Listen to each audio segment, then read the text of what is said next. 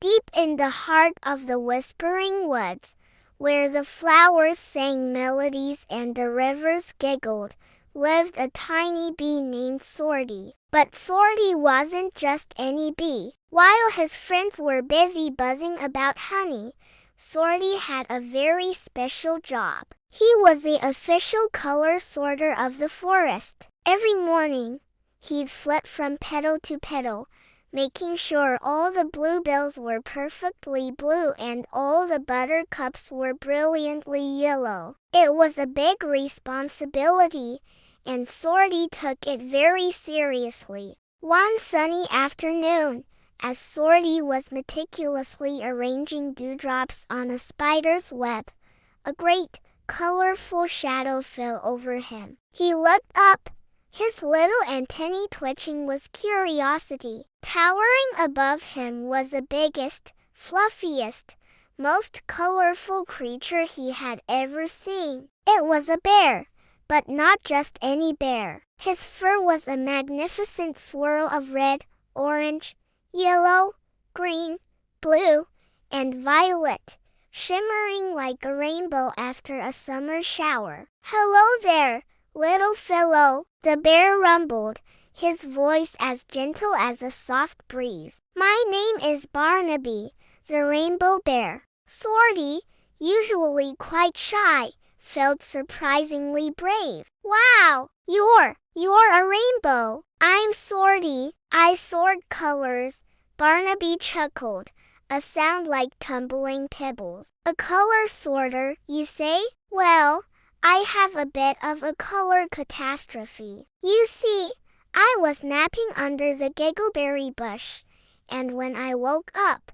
all my colors were jumbled up. My red is where my green should be, and my blue is mixed with my yellow. It's a rainbow ruckus," he sighed, looking down at his patchy fur. "I was hoping you could help me put my stripes back in the right order." Sorty's wings buzzed with excitement. "A challenge! A rainbow challenge! Of course, I can help," he chirped. "It's what I do best." Together, they journeyed deeper into the woods, to a clearing bathed in golden sunlight. Barnaby lay down, and Sorty got to work. He flew from one color patch to another, directing the colors with gentle nudges of his head. "Okay, let's move this lovely patch of sunny yellow right up here, next to the orange," he'd command. "And this beautiful sky blue needs to go right after the green." It was hard work. The colors were sticky like honey, and sometimes they'd try to wander off on their own. The purple patch kept trying to tickle the red patch, making Barnaby giggle and shake, which jumbled everything up again. But Sorty was patient. He buzzed and he sorted.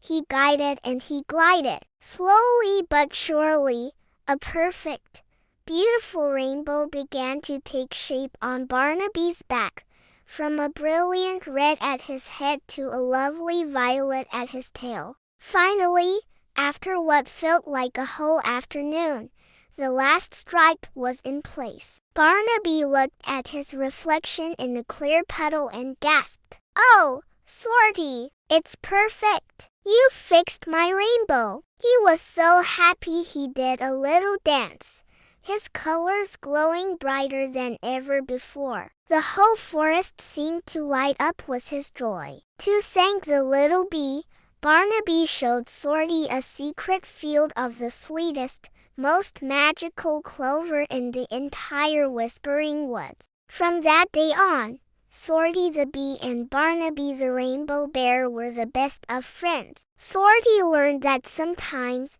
the biggest, most colorful challenges are the most rewarding. And Barnaby learned that even the smallest friend can make the biggest difference. Every now and then, his colors would get a little mixed up, and he knew just who to call for help. Thanks for joining us on this colorful adventure. If you loved our story, don't forget to hit that like button and subscribe for more magical tales. See you next time.